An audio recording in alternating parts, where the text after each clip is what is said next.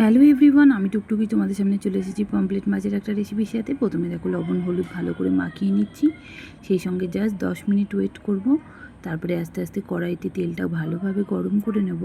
সেই সঙ্গে দেখো মাছগুলো একে একে আমি ছেড়ে দিচ্ছি ওর মধ্যে। প্রথমে 2-3টে করে মাছগুলো সমস্তটাই ভেজে নেব।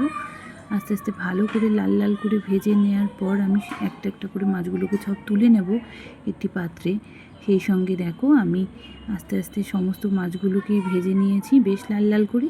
সেই সঙ্গে দেখো আমি সর্ষে, পোস্ত, কাজু, চারমগজ এবং কাঁচা লঙ্কা দিয়ে একটা পেস্ট বানিয়ে নিয়েছি। সেই সঙ্গে কড়াইতে সমস্তটাই দিয়ে লবণ, হলুদ, কাশ্মীরি রেড চিলি পাউডার সমস্তটা দিয়ে ভালো করে কষিয়ে তেলটা যখন ওপরে উঠে আসবে তখন সামান্য পরিমাণ জল দিয়ে দিয়েছি। সেই সঙ্গে দেখো বেশ ভালো করে মাছগুলো দিয়ে দেবো, তার আগে ভালো করে ফুটে যাবে এবং ফুটে গেলেই আমি একে একে সব মাছগুলো দিয়ে দিলেই রেডি হয়ে যাবে আমার দুপুরের লাঞ্চ মেনু। আমাদের তো বেশ ভালোই লেগেছে, তোমাদের কেমন লেগেছে জানিও।